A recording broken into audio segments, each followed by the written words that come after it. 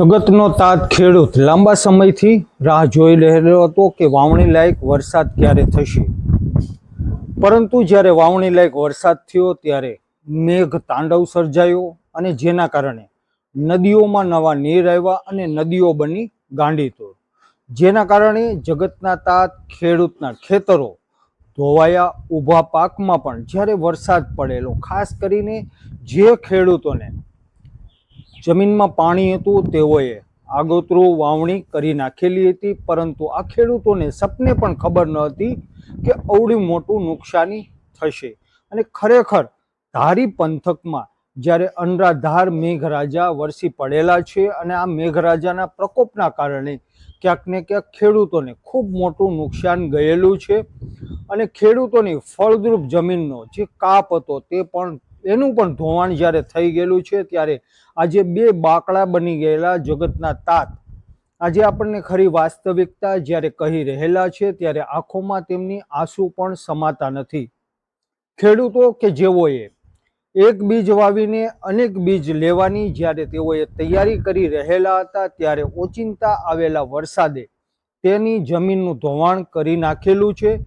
આમ જોઈએ તો એવું પણ વહાલા વડીલો કહી રહેલા છે, અમુક જગતના તાત કહી રહેલા છે કે પાછલા 5 દશકાઓ વીતી ગયા, એમ છતાં જે ખેતરના પાળાનું ધોવાણ ન થયેલું હતું એવા ખેતરના પાળા પણ આ વરસાદે ધોઈ નાખેલા છે.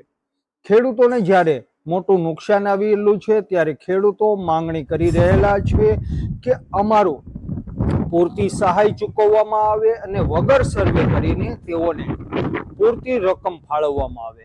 આજે જગતનો તાત ખેડૂત જ્યારે લાચાર બની ગયેલો છે કુદરતની સામે, અને ખરેખર કાળા માથાના માનવીનું કુદરતની સામે કશું પણ ઉપજેલું નહીં, અને જે વરસાદ વરસેલો છે, જે નદીઓમાં ઘોડા પૂર આવેલા છે, જે બેફામ નદીઓ બનેલી હતી, ત્યારે ખેડૂતના ખેતરના પાળા, ખેતરની જમીન, ફળદ્રુપ માટીને પણ આજે વરસાદ તાણીને લઈ ગયેલો છે. આજે ખેડૂત છે આંસુ સારી રહેલો છે અને સાથોસાથ માંગણી કરી રહેલો છે કે સર્વે કરવામાં ન આવે, 100% ખેડૂતોને સહાય ચૂકવવામાં આવે.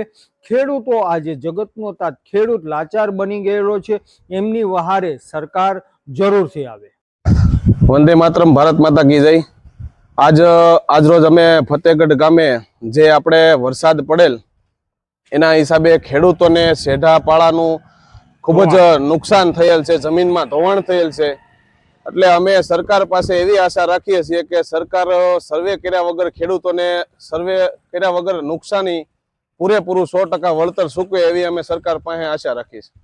ફતેહગઢ ગામમાં સભ્ય તરીકે મારી નિમણૂક થયેલી છે અને ગામ તળમાં એક બી રૂપિયાનું નુકસાન નથી.